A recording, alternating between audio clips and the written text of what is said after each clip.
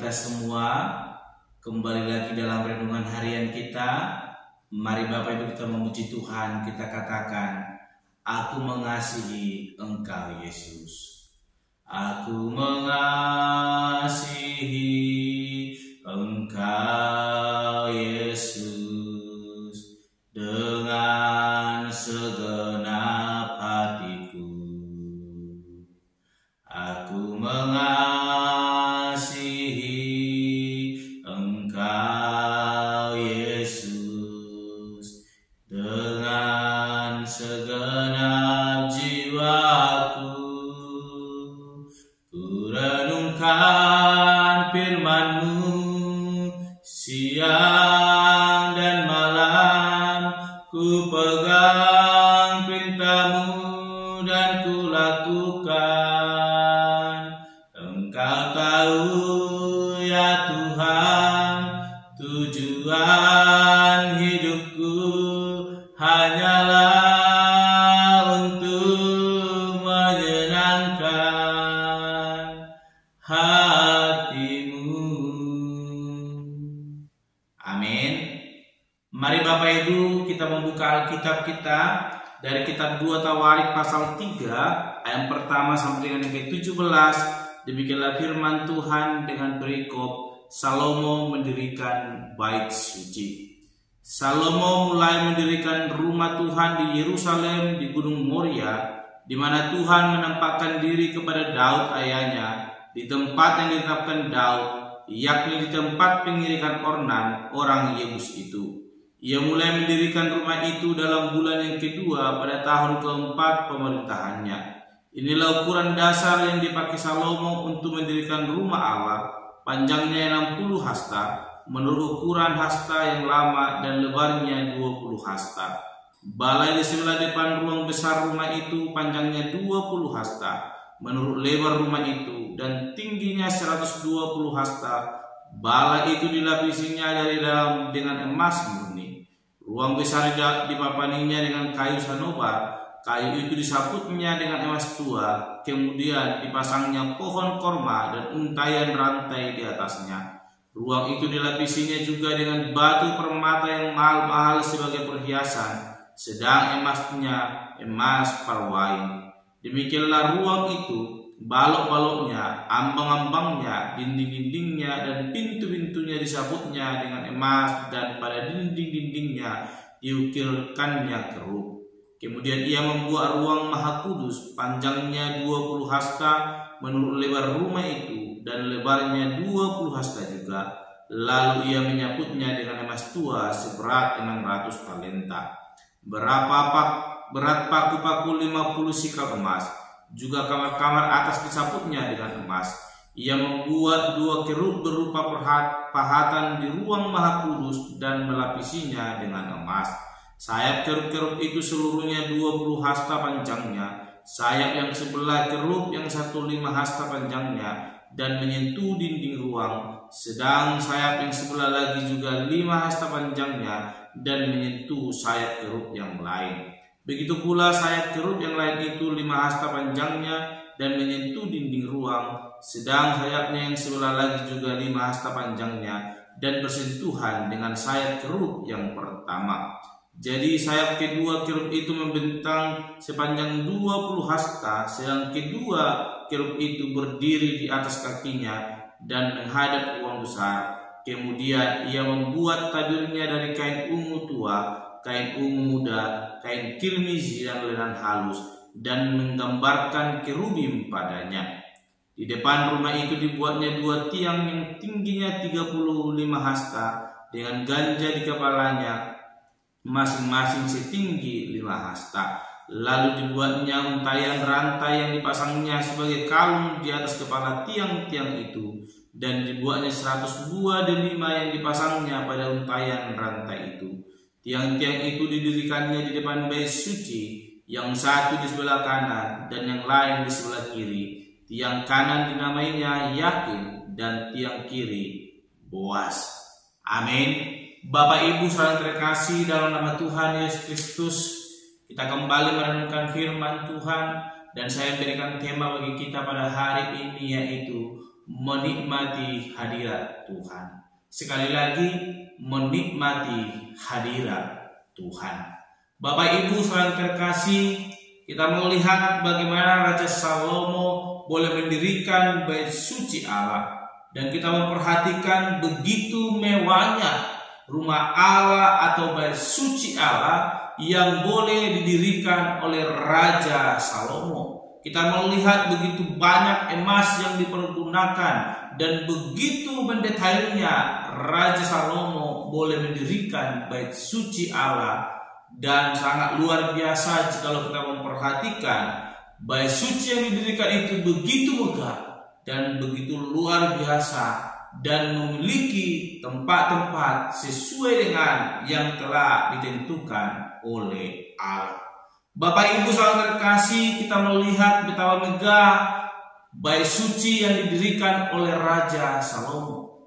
Itu boleh terjadi bukan karena kehebatan Raja Salomo, namun itu terjadi karena Raja Salomo telah menikmati hadirat Allah dalam kehidupannya, sehingga Raja Salomo boleh memiliki keinginan yang begitu indah, keinginan yang begitu luar biasa, yang boleh dikerjakan sesuai dengan kehendak Allah. Dan Allah turut bekerja dalam pembangunan itu karena Raja Salomo menikmati kehadiran Allah di tengah-tengah kehidupannya.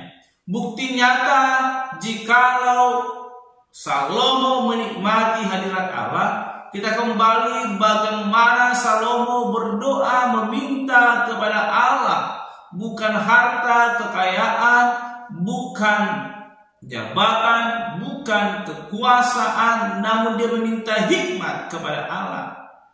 Ini menandakan, membuktikan bahwa Raja Salomo telah menikmati kehadiran Allah, penyertaan Allah dalam hidupnya, sehingga dia tidak perlu meminta hal-hal yang aneh kepada Allah, sebab dia tahu bahwa Allah akan menyediakan itu dalam kehidupannya, sehingga lewat dia menikmati kehadiran Allah dalam hidupnya, penyertaan Allah dalam hidupnya, membuat dia memiliki hati yang penuh di hadapan Tuhan, sehingga dia boleh mendirikan bait Allah dengan begitu luar biasa. Kalau kita merenungkan firman Tuhan dan membaca semalam bagaimana begitu banyak orang boleh dipersiapkan oleh Raja Salomo untuk boleh mendirikan bait suci Allah ini. Kita melihat beribu-ribu orang dipersiapkan di tengah hutan untuk boleh menebang kayu, menyiapkan bahan-bahan untuk boleh mendirikan bait suci Allah. Bapak Ibu saudara terkasih, bait suci Allah menandakan kehadiran Allah di tengah-tengah kehidupan orang Israel. Kita melihat bagaimana perjalanan kehidupan orang Israel yang berpindah-pindah, dan Allah menetapkan kepada mereka untuk boleh mendirikan tempat, mendirikan kemah untuk tempat Allah boleh berdiam diri. Dan itu adalah bukti penyertaan Allah dalam hidup mereka. Dimanapun mereka berhenti, dimanapun mereka boleh berkemah sesuai dengan kehendak Allah, mereka harus mendirikan kemah suci, tempat Allah boleh berdiam diri, menyertai kehidupan orang Israel. Dan inilah yang membuat Raja Salomo boleh mendirikan bait yang begitu megah, bait suci Allah yang begitu indah, karena Raja Salomo mengetahui dan menyadari bahwa kehadiran penyertaan Allah senantiasa menyertai kehidupannya. Kita melihat dan betapa besar kepemimpinan yang boleh Tuhan percayakan kepada Raja Salomo. Dia menjadi raja, memimpin begitu besar bangsa yang ia pimpin dan dia dikaruniakan hikmat yang begitu melimpah dan harta yang begitu melimpah, kekuasaan yang begitu melimpah, sehingga raja-raja yang mengenal dia pun sungguh takjub karena Allah telah menyertai Raja Salomo. Itu terjadi karena Raja Salomo menyadari dan menikmati kehadiran Allah, dan dia menyatakan itu lewat ia mendirikan bait suci Allah yang begitu mewah dan begitu indah. Bapak Ibu saudara terkasih, sebelum Raja Salomo mendirikan bait suci Allah yang begitu besar dan mewah, seperti yang tadi saya katakan dan kita telah sering merenungkan firman Tuhan, bagaimana kehadiran Allah nyata di tengah-tengah umatnya.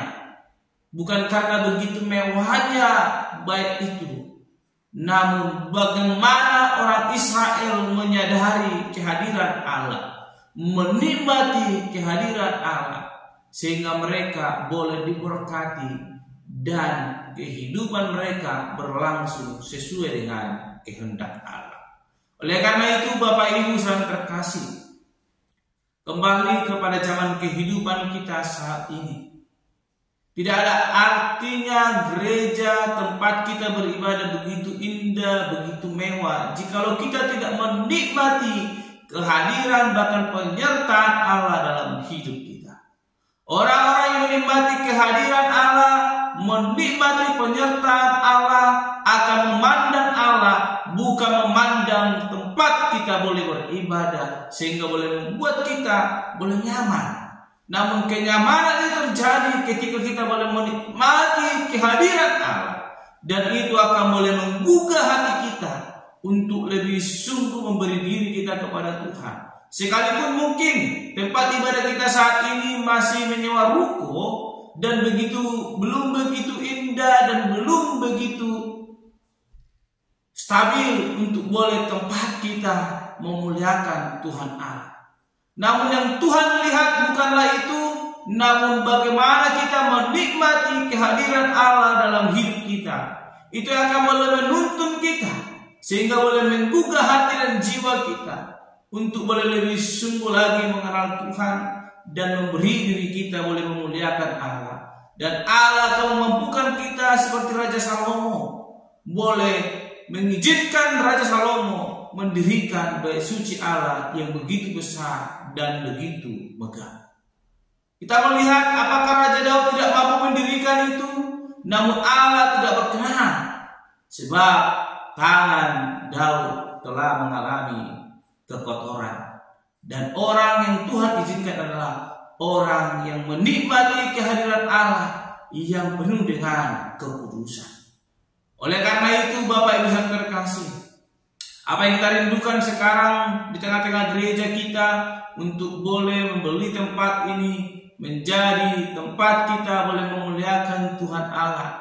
Biarlah kiranya itu boleh terjadi lewat kita menikmati kehadiran Allah, sehingga Allah yang boleh menuntun kita, memampukan kita sebagaimana Raja Salomo dituntun oleh Allah, dimampukan untuk mendirikan bait suci Allah, tempat Allah boleh berdiam diri, menyertai, memberkati kehidupan Raja Salomo. Demikian dengan hidup kita, nikmatilah kehadiran Allah dalam setiap hati kita, maka Allah akan menyertai langkah kita dan memberkati kehidupan kita dimanapun kita berada. Amin. Mari kita berdoa. Bapa Surgawi, kami kembali bersyukur buat anugerah-Mu dalam hidup kami. Kami belajar dari Raja Salomo, dia boleh mendirikan bait suci Allah, sebab ia telah menikmati kehadiran Allah dalam hidupnya.